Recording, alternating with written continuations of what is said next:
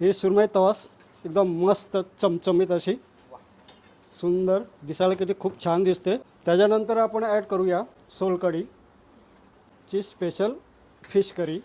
हे फ्राय केलेलं मस्तपैकी जवळा, हे थोडंसं राईस आणि सर्वात शेवटी आपण कांदा आणि लिंबू ठेवूया आणि मस्तपैकी तांदळाची भाकरी।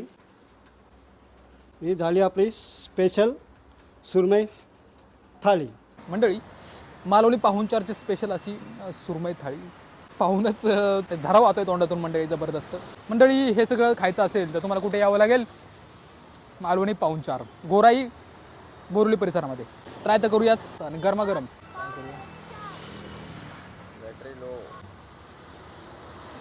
आणि जवळा आणि तांदळाच्या भाकरीची काहीतरी मजा औरच। आणि सोलकढी नाही पिलं तर मालवणी जेवण पूर्ण होत नाही मंडळी। जन्नत।